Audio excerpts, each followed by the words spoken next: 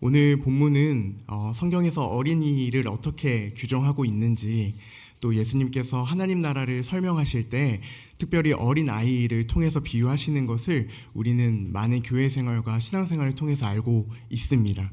그렇다면 제가 성도 여러분들께 질문을 하나 드리겠습니다. 여러분들은 어린이를 좋아하시나요? 어린이 좋아하시나요? 네. 그러면 한번 마음속으로 어린이 하면 어떤 단어가 생각나시는지 마음속으로 한번 생각해 보시면 좋을 것 같습니다. 감사합니다. 네. 약 5년 전에요. 4개월 된 어린 아이와 엄마가 인천공항에서 미국으로 가는 비행기를 타게 되었습니다. 그런데 이 엄마가 이 비행기에서 한 행동이 뉴스와 그리고 많은 기사들에서 언급이 되고 사람 되게 이슈가 많이 되었습니다. 이 어머니가 어떤 행동을 했길래 많은 사람들이 이야기하고 많은 사람들이 이슈화됐다고 이야기했을까요? 이 어머니가요, 이 어린 아이를 데리고 비행기를 타니까 약 10시간에서 14시간 정도 되는 비행기를 타니까 그 승객들을 위해서요, 그 아이가 울 수도 있으니까 이어플러그랑 간식을 넣어가지고 메모에 적어서 그 안에 있는 손님 150명에게 나눠 주었다고 합니다. 어머니는 이 선물을 왜 준비했을까요? 이 꾸러미에 담긴 메모를 보면 자세하게 알 수 있는데요. 제가 읽어드리겠습니다. 안녕하세요. 저는 태어난 지 4개월 된 준우라고 해요. 오늘 엄마와 할머니와 함께 이모를 만나러 미국에 가요. 제 생애 첫 비행이라 조금 긴장도 되고 무서워요. 그래서 제가 울 수도 있고 또 엄청 시끄럽게 굴 수도 있어요.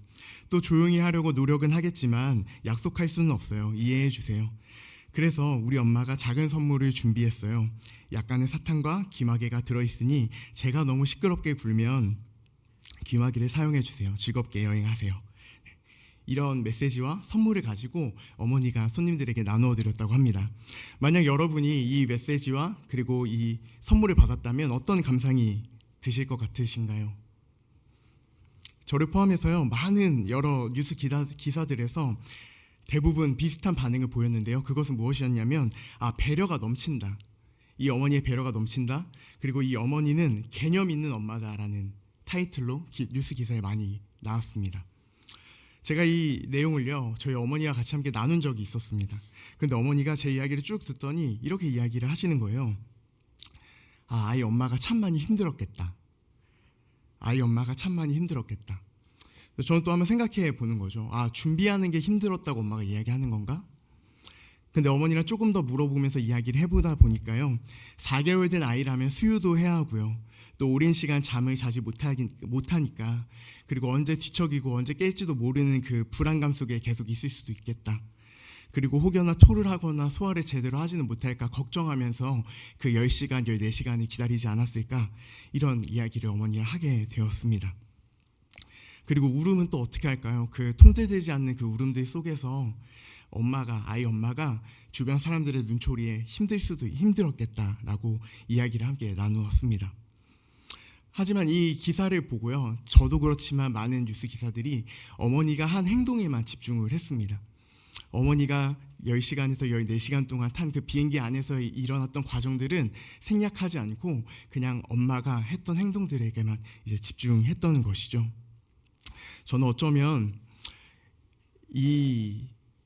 이렇게 상황을 보는 것들이 이렇게 생각이 되었습니다. 우리가 이 어머니의 행동에 대해서 박수치고 좋아하고 대단하다고 하면 할수록 어쩌면 우리는 아이는 시끄럽고 아이는 우리에게 불필요하고 아이는 우리를 불편하게 하는 존재이기 때문에 당연한 보상과 배려가 필요한 거야 라고 생각하는 건 아닌가라는 생각을 제가 해보게 되었습니다. 그러니까 은연중에 내가 이 선물을 만약에 받고 싶다고 생각이 그렇다면 나도 은연중에 이 아이는 불편함을 주는 존재야, 이 아이는 시끄러운 존재야 라고 생각하는 것은 아닐까, 그런 생각을 조심스럽게 해보게 됩니다. 다시 한번 여러분들에게 여쭤보겠습니다. 여러분들 진짜 어린 아이들을 좋아하십니까? 네. 어떤 대상에 대해서 어떤 감상을 갖고 있는지, 어떤 감각을 갖고 있는지는 되게 중요한 것 같습니다. 왜냐하면 사람은 사물을 보고 어떤 사태를 바라볼 때 그가 가지는 그 감정들과 그리고 이미 봤던 어떤 선입견들로 모든 것들을 판별하기 때문에 그렇습니다. 그러니까 그것을 대하는 태도가 나의 선입견이나 내가 갖고 있는 생각들로 이미 결정되어서 그것을 대하는 태도, 방향이 결정된다는 것이죠. 오늘 본문에서도 동일하게 어린아이를 보았지만 예수님께서는 어린아이를 오라고 하시고 제자들은 어린아이들을 막지 말라고 이야기합니다. 어떻게 동일한 대상을 보는데 이렇게 다른 반응이 나타날까요? 오늘 하나님 말씀을 살펴보면서 왜 제자들은 그렇게 행동했고 예수님은 아이들을 오라고 했는지를 함께 살펴보고 싶습니다. 오늘 13절부터 14절까지를 함께 읽어보도록 하겠습니다. 시작.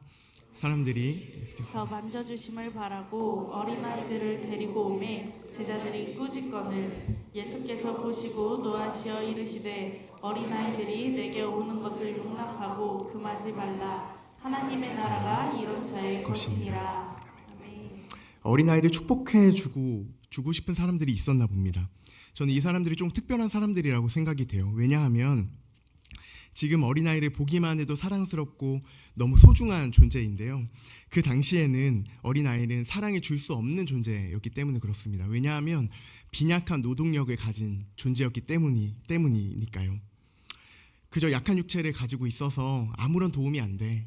이 시대에는 도움이 안 된다고 사람들이 많이 생각을 했습니다. 그런데 이 사람들은 놀랍게도 이 어린아이들을 데리고 예수님께 데리고 옵니다.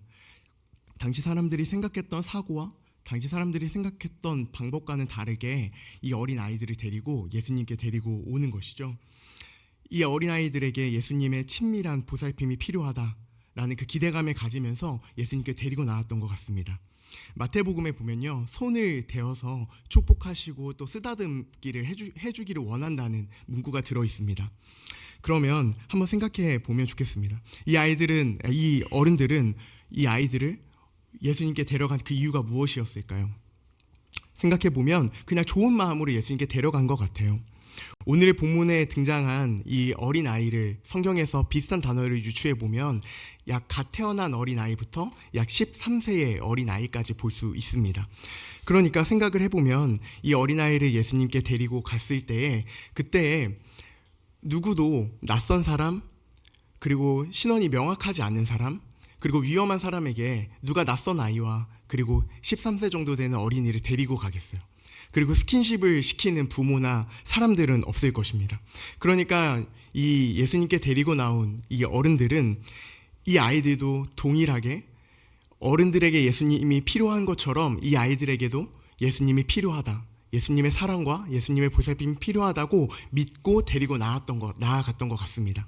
아마 그 사람들을 둘러싸고 있던 사람들도 제자들과 동일하게 어린아이들보다는 어른들이 예수님께 먼저 나아가야지라고 생각하지 않았을까 싶습니다. 하지만 그들이 어린아이들을 예수님께 데리고 왔을 때 예수님과 가장 가까이 있었던 사람들로부터 이 어린아이들은 배척을 받게 됩니다.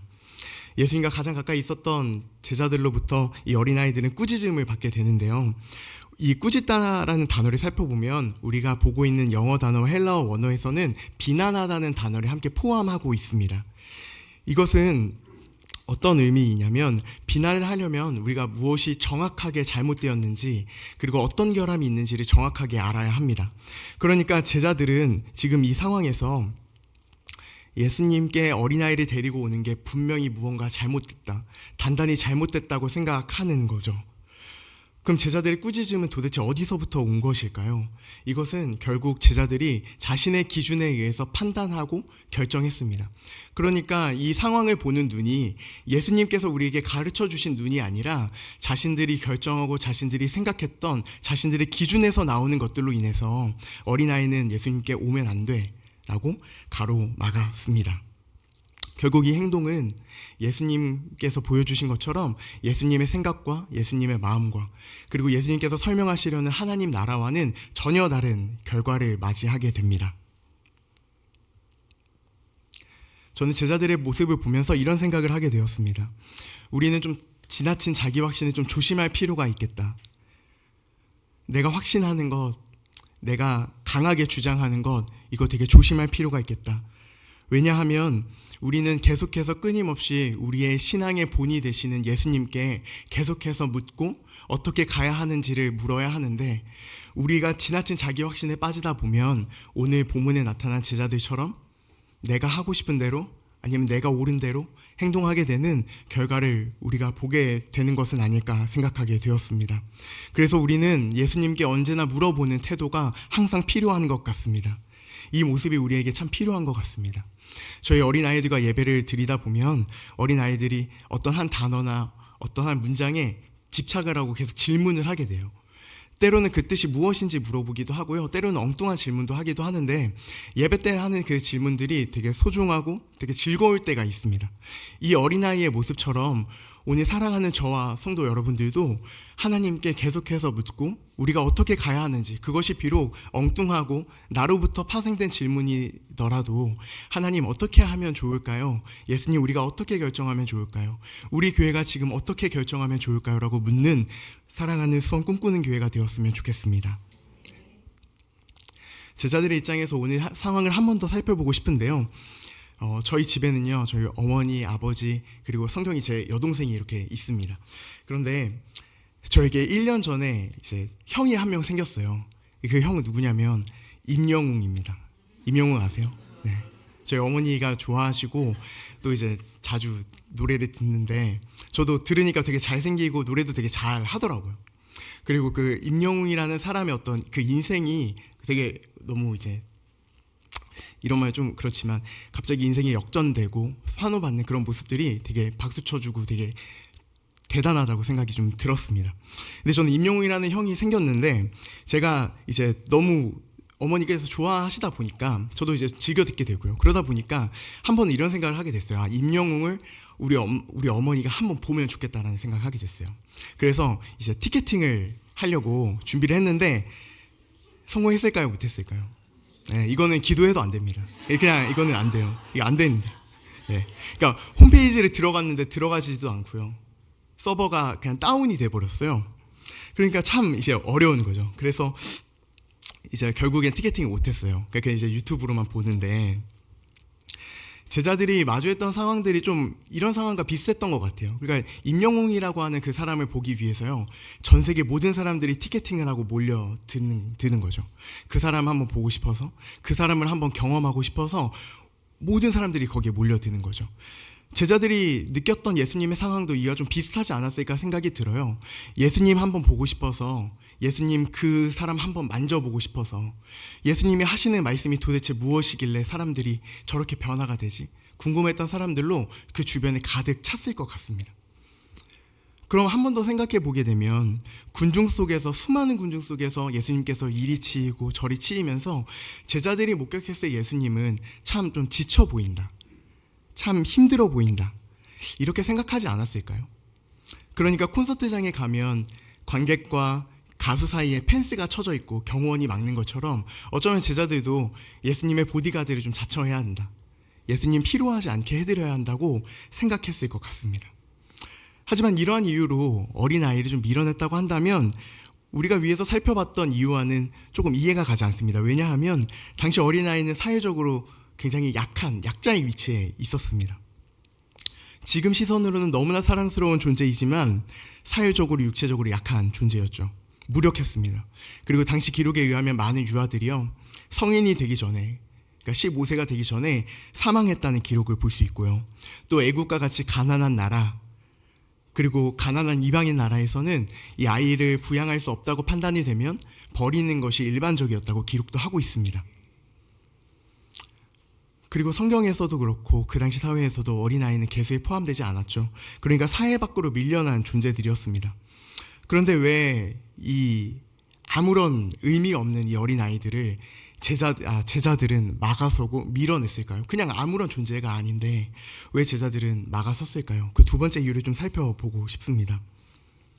제자들도 어린아이에 대한 인식이 사회와 좀 동일했습니다. 그리고 심지어는 우리가 한 장만 넘겨보면 9장 37절 본문을 보게 되면 제자들이 누가 더 큰지를 막 다투게 되거든요. 근데 그 장면에서 예수님께서 어린아이를 데리고 나오면서 이야기하시는 겁니다. 저희 함께 같이 읽어볼까요? 시작.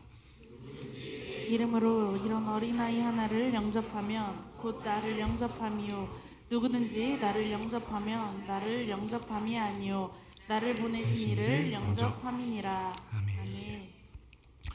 이미 예수님께서 그 앞장 한 절 전에 어린아이에 대해서 말씀을 하셨는데도 그들의 감상, 어린이에 대한 감상이나 어린아이에 대한 생각, 그리고 어린아이를 사랑하는 그 마음은 단 하나도 찾아볼 수가 없습니다.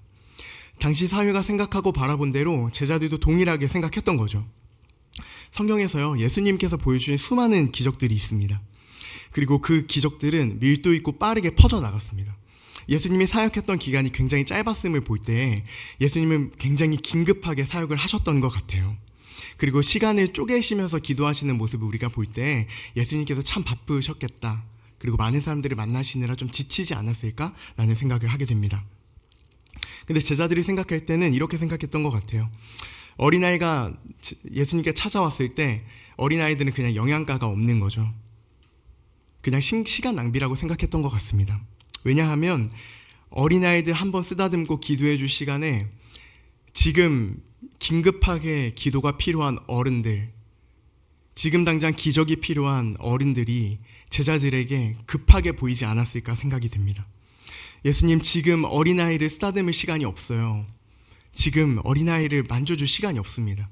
지금 급한 어른들을 마주하고 어른들을 일으켜 세우셔야 예수님이 하신 일들이 더 많이 이 세상에 퍼지죠. 저는 좀 상상을 해보면 이런 생각이 좀 들었습니다.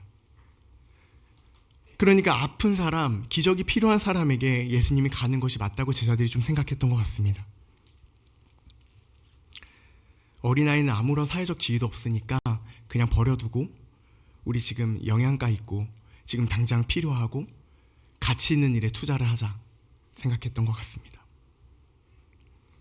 근데 제자들이 조금만 더 이해를 해보면요, 저도 그런 생각을 할 때가 있는 것 같아요. 뭔가 큰 일을 위해서 더 가치 있고 의미 있는 일에 시간과 저도 돈을 투자를 하거든요. 더 가치 있는 일, 더 사랑하는 일에 시간과 힘을 쓰는데 제자들이 생각했을 때에도 이것이 더 큰 일이라고 생각했다면 제자들이 하는 것이 조금은 이해가 갑니다. 하지만 우리가 성경에서 살펴보는 것처럼 그 제자들의 선택은 예수님께서 가르쳐 주신 것과는 전혀 다른 결과, 그리고 전혀 다른 사랑을 나타냈음을 우리 오늘 본문에서 볼 수 있습니다. 저희 14절 한번 같이 읽어보면 좋겠습니다. 14절 읽어보겠습니다. 시작. 예수께서 보시고 노하시어 이르시되 어린아이들이 내게 오는 것을 용납하고 금하지 말라. 하나님의 나라가 이런 자의 것이니라. 노하셔서라는 단어가 등장하게 됩니다. 그러니까 이 단어는 그저 분노만을 포함하고 있는 단어는 아니고요. 여기에는 예수님께서 매우 괴로워하시는 모습까지도 포함하고 있는 단어입니다. 그 감정까지도 투영해서 이 단어를 표현을 하시는 건데요. 예수님께서는 제자들의 모습을 보면서 분노도 하셨지만 동시에 괴로워도 하셨습니다. 감정적으로 굉장히 슬퍼도 하셨어요. 왜 예수님께서 이런 감정을 가지셨을까 생각해 보면 어린아이를 대하는 제자들의 모습 속에서 예수님은 어떤 분노도 느끼셨지만 또 다른 슬픔도 느끼셨나 봅니다. 강자가 약자를 무시하는 힘, 우리 지금 사회가 보는 것처럼 힘 있는 자가 힘 없는 자를 군림하는 것, 그 모습이 제자들에게 나왔기 때문에 예수님께서는 내가 이 땅에 온 이유는 그게 아닌데 라고 생각하시면서 가장 가까이 있는 내가 하는 그 모습을 보고도 그렇게 하지 못하는 제자들을 보면서 예수님은 좀 슬퍼하지 않았나 생각하게 됩니다. 예수님께서 가르쳐 주신 사랑은 무엇인가? 그거 한번 살펴보고 싶습니다. 우리가 하나님의 사랑을 알게 되면 그리고 하나님의 사랑을 충분히 받고 그리고 우리 성도님들을 통해서 성도의 교제를 통해서 사랑을 느끼게 되면 우리는 어떻게 되나요? 조선 전기의 유한준이라는 사람은 사랑에 대해서 이렇게 정의를 하거든요. 한번 띄워주시면 같이 한번 읽어보면 좋겠습니다. 시작. 사랑하면 알게 되고 알게 되면 보이나니 그때는 보이는 것은 전과 같이 않으리라. 사랑에 대해서 이렇게 이야기를 하고 있습니다. 사랑하면 알게 된다고 하고요. 그리고 보인다고 합니다. 뭐가 보일까요? 이전과는 다른 모습이 그 사람에게서 보이는 것입니다. 우리도 사랑하게 되면 우리의 행동 양식과 그리고 사회적 통념을 뒤집어서 사랑하게 되는 경험을 하지 않습니까? 그리고 교회 안에서도 제가 전에 있던 교회에서는 이런 얘기 많이 들었었는데 내가 예수 믿기 전에 만났으면 너는 막 약간 이런 얘기를 막 하거든요. 네. 그러니까 예수를 믿고 난 후에 우리의 모습이 얼마나 극적으로 변하게 됐는지, 사람에 대한 인식이 어떻게 달라졌는지, 사랑을 하는 방식이 어떻게 달라졌는지를 우리는 예수님을 사랑함을 통해서 배우게 되고 바뀌게 되는 것인데, 오늘 우리가 읽었던 이 짧은 문구도 그 의미를 이야기하는 것 같습니다. 그러니까 예수님도 우리에 대해서 사랑의 눈이 머셔서 끝까지 사랑하신 것처럼, 사랑을 받으면, 그리고 사랑을 하게 되면 변하는 것이 당연한 건데, 예수님의 눈에는 그 제자들이 변하지 않았던 그 모습을 보면서 괴로워하시고 또 슬퍼하시고 분노하셨습니다. 사랑하는 성도 여러분, 우리가 예수님의 사랑을 통해서요, 우리가 사랑을 받았다면, 그리고 우리가 사랑을 지금 나눠주고 있다면, 우리는 그 사랑으로 계속해서 변화가 되시기를 간절히 소원합니다. 예수님께서는 이제 하나님 나라를 끌고 오셔서 어린아이에게 비유를 하시거든요. 너희가 밀어내려고 하는 그 어린아이에게, 너희가 사회적 통념으로 아무것도 할 수 없다고 하는 그 어린아이에게, 그 어린아이 안에 하나님 나라가 있는 거 모르겠니? 예수님께서 말씀하시는 것입니다. 이 어린아이가, 너네가 밀어내려고 하고 영양가 없다고, 가치 없다고 말하는 이 어린아이가 하나님 나라를 소유한 자란다라고 예수님께서 말씀하시는 것입니다. 또한 당시 사람들은 율법에 목숨을 많이 걸었는데요, 그리고 그 율법에 철저하게 순종했습니다. 하지만 예수님은 하나님 나라를 어린아이로 비유하면서 이 율법에 대한 개념을 철저하게 깨부수게 되는데요, 당시의 사회가 생각하는 어린아이는 이 율법이나, 그리고 무언가를, 율법을 깨달았다고, 그리고 율법에 순종할 만하다고 생각하지 않았습니다. 일반적으로는 그렇게 여기지 않았습니다. 그러니까 지금 예수님께서 하시는 그 말씀은 무엇이냐면, 지금 당시 사람들이 갖고 있었던, 그리고 유대인들이 갖고 있었던 생각을, 사고의 전환을 일으키시는 것입니다. 하나님의 나라에 들어가는 것, 너희가 사랑하는 그 예수님과 함께 있는 것은 어떤 율법을 지키고 그것에 따라 순종하는 삶에 있는 게 아니라, 어린아이와 같이 부모를 신뢰하고 부모를 끝까지 의지하는 자의 것이란다 라고 예수님께서 말씀하시는 것입니다. 이것을 정리하면 순전한 받아들임이라고 표현할 수 있습니다. 어린아이를 좀 생각해 볼까요? 아까 우리 어린아이들과 함께 예배드리는 모습을 설명드렸는데, 어린아이들은 계속해서 묻고요, 선생님이 말씀하면 진짜 그대로 받아들입니다. 정말 진짜 그렇게 받아들여요. 그리고 작은 것에서 즐거워하고 기뻐해요. 저희 아이들은 그 조그만 하리보 젤리를 주면 진짜 좋아하거든요. 저한테는 큰 의미는 없지만 우리 아이들에게는 그 무엇과도 바꿀 수 없는 너무나 소중한 가치를 지닌 하리보 젤리입니다. 네. 저에게는 이제 2돌 된 조카가 있는데요, 조카를 이제 보다 보면 조카가 이제 저기 있으면 이렇게 뛰어오면서 만세를 하면서 이렇게 뛰어와요. 그러면 이제 뭘 해달라는 걸까요? 네, 안아주고 이제 안는 것뿐만 아니라 하늘 높이 이게 올리는 걸 하거든요. 그러면 형수님은 되게 싫어하시는데, 이렇게 딱 이게 들은 거를 몇 번 이렇게 해요. 몇 번 하다 보면 사실 되게 반복적인 일이잖아요. 되게 반복적이고 지루한 일인데, 그 제 조카는 그거에 대해서 되게 희열을 느끼고 즐거워하고 기뻐해요. 저라면 아무런 감흥이 없는데, 아마 여기에 계신 우리 성도님들도 별로 감흥이 없을 텐데, 어린아이는 뭐가 그렇게 좋다고 그렇게 그냥 하늘로 몇 번 했는데도 좋아하고 기뻐하고 희열을 느낍니다. 저는 왜 이런 어린아이들이 이런 것들을 좋아할까, 희열을 느낄까 생각해 본다면, 아마 저는 가진 것이 없기 때문에 이런 것을 느끼지 않을까라는 생각을 해봅니다. 우리는요, 더 많은 것들을 좋아하고 더 많은 것을 찾기를 원해요. 점심 메뉴, 같은 메뉴를 고민하더라도 저기가 더 맛있어, 아니야 저쪽이 더 맛있어, 저기가 좀 더 저렴해 하면서 비교하고 더 좋은 것들을 찾아다니죠. 더 많은 선택지가 너무 많아서 우리는 사실 그 안에서 기뻐하기보다는 고민하고 머리를 쥐어짤 때가 더 많은 것 같습니다. 하지만 제가 경험한 어린아이들은 그렇지 않습니다. 자기 전제가 없어요. 자기 경험도 없고요, 자기 경험을 앞세워서 이야기하지도 않습니다. 아이가 부모를 전적으로 의지하는 이유는 아마 자신의 것이 없기 때문인 것 같아요. 부모가 없이는 그냥 못 산다는 거죠. 부모가 없으면 저는 불안해요. 부모가 없으면 나는, 엄마 아빠가 없으면 나는 죽어요 라고 생각하는 것이죠. 바꿔 말해볼까요? 사랑하는 성도 여러분, 여러분은 정말 어린아이이십니까? 정말 우리가 하나님 없으면 정말 불안에 떱니까? 솔직히 하나님 없으면 죽는다고 생각하나요? 저는 이 질문을 진지하게 놓고 봤을 때 제가 써놓고도 좀 고민이 많이 돼요. 저도 사실 어렵거든요. 그러니까 당장 하나님을 어떤 의지하는 것보다는 제가 할 수 있는 방법들이 여러 가지를 계획들을 세워놓고 정 안 될 때 하나님 앞에 내려놓고 기도하는 저의 모습이 때론 보기도 합니다. 그러니까 어쩌면 우리는, 아니면 저는 어린아이처럼 하나님을 붙드는 마음이 없는 것일지도 모르겠습니다. 어린아이와 같이 순전한 그 받아들임으로 하나님을 맞이하는 것이 우리들에게 필요해 보입니다. 동시에 예수님은 어린아이를 말씀하시면서요, 하나님의 은혜를 의지하는 자, 하나님의 은혜를 사랑하는 그 사람이 하나님 나라의 백성이라고도 동시에 이야기하십니다. 이러한 이해에서 제자들의 행동은 예수님 편에서 크게 분노하고 크게 진노하실 만한 일이었던 거죠. 왜냐하면 하나님 나라의 소유한 자를, 하나님 나라를 가진 자를 밀어내는 행위였으니까요. 근데 제자들 편에서 생각해보면 제자들은 당시 사회의 이치와 사회 정의에 맞는 일을 했어요. 그냥 당시 사회가 생각하는 대로 그냥 행동했을 뿐이죠. 그러니까 현재까지의 삶의 습관과 자신의 삶의 경륜들, 기준들을 따라가면서 선택했습니다.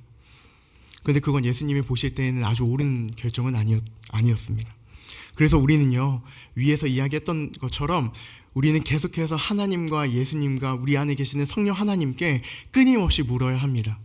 어쩌면 그것이 되게 간단한 문제일 수도 있고, 아니면 눈물로써 기도해야 되는 너무나 어렵고 두려운 일일 수도 있지만, 그럼에도 불구하고 우리는 계속해서 끊임없이 어린아이처럼 하나님 앞에 묻는 자세가 우리들에게 필요합니다. 마지막으로 예수님께서는 이제 이 어린아이를 오라고 하십니다. 하나님의 나라를 이제 어린아이의 것이라고 이야기하는 것이죠. 마지막 16절 같이 함께 읽도록 하겠습니다. 시작. 그 어린아이들을 안고 그 위에 안수하시고 축복하시니라. 아멘. 예수님은 그냥 이 아이들을 받지 않으시고요, 안아주셨어요.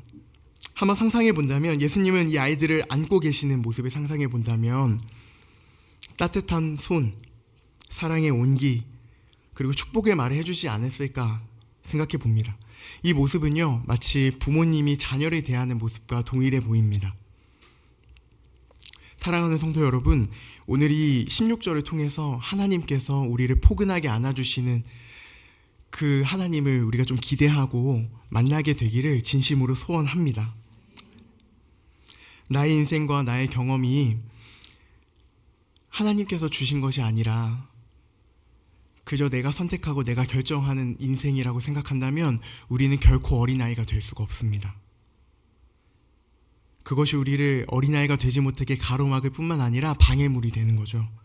하지만 우리가 우리 인생을 돌아볼 때 하나님 없으면 살 수 없는 인생이다. 나의 모든 것이 주님으로부터 왔으며 내가 지금 호흡하고 있는 그 모든 것도 하나님으로부터 왔다. 나를 결정하는 그 모든 것들이 하나님으로부터 왔다고 우리가 고백할 수 있다면 우리는 어린아이가 맞습니다. 마지막으로 한 번 더 여쭙겠습니다. 여러분은 순전한 받아들임이 있는 어린아이가 맞습니까?